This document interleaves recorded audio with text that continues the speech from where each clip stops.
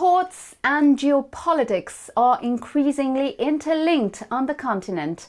While the conflict between Israel and Gaza has sent economic shockwaves into Africa, Houthis' rebels' attacks in the Suez Canal and the Red Sea have triggered a growing shipping insecurity. As a result, an increase in freight costs and constant delays of cargo movements in East African ports are slowly derailing the local economy.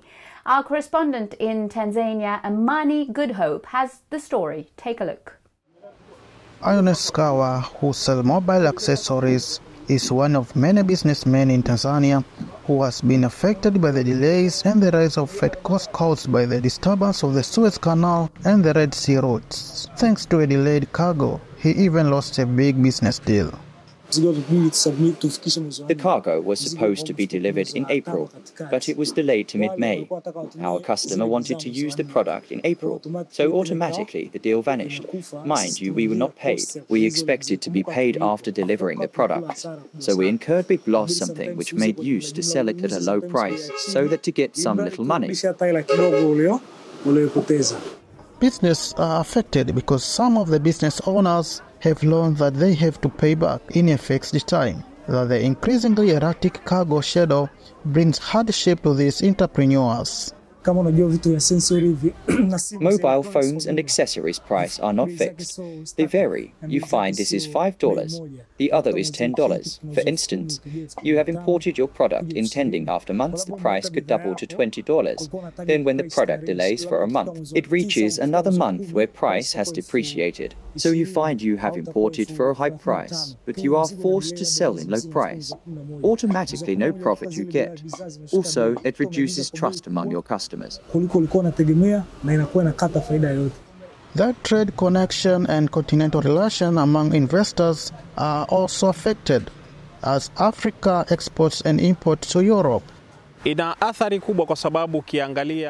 is a big impact since we depend on goods from Europe and America, and also they depend to trade with Africa countries. For instance, North Africa suffers due to this problem, also East Africa faces the same. There are raw materials from Africa to Europe market and goods from Europe to Tanzania. This is due to the bilateral treaty signed to work together. So when there are rebels in between, they disrupt the trade chain in Africa. Europe and America, so many companies which their work are based in Europe and America will much be affected and create economic hardship. The governments in East Africa are striving to improve their ports infrastructures by welcoming investors and implementing modern technologies to attract more ship docking in their countries. It is hoped this increase in traffic will bring markets to surrounding landlocked countries, but this investment will take time to achieve expected benefits due to the persisting shipping and logistic problem. If you look keenly, you will see that the investments in ports are tremendous, and the expectation to business is so high, but the problem, like how this rebels cause port to underperform as planned, it can lead to poor revenue collection, which will affect the contribution to national economy. If ships are using other route, which is not the usually one, means the cost is increasing. In terms of insurance, and because of these pirates, when the journey becomes too long, the cost will automatically be added to the goods which will be brought to the market and other things.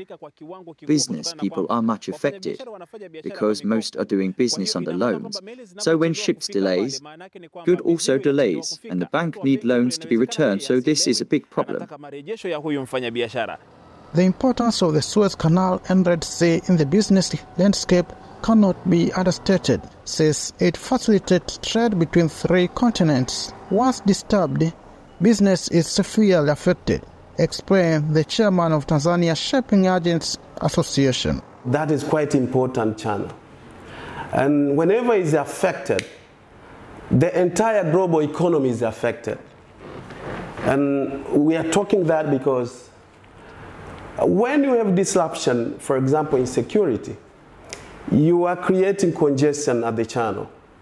When you create a congestion at the channel, it means shipping companies are charging daily on these congestion surcharges. This is making freight go higher. And when it goes higher, all the commodities price should go up. So it affects the entire global spectrum in terms of trade. The collective approaches adopted to sort this problem might take time. The Tanzanian government has tried to ensure taxes remain constant to make sure that citizens can afford commodities. I commend the government. Though the freight has gone up, the parliament and the government have insisted that the taxes should remain constant so that to help the people to get the prices at the very normal price. So that is the short-term measures. In the long term, security at the channel should be instituted. The diplomatic mission should work on that because a country like Tanzania cannot sustain for so long. That is the problem with East Africa as well. But according to the UN Trade and Development Agency, there is a silver lining. The crisis has made the global trade more dependent on Africa ports, especially in southern Africa. To reap benefits from the situation, East Africa countries will need to invest in implementing trade facilitation measures, improving ports operation, enhancing cargo handling, and strengthening coordination among border agents.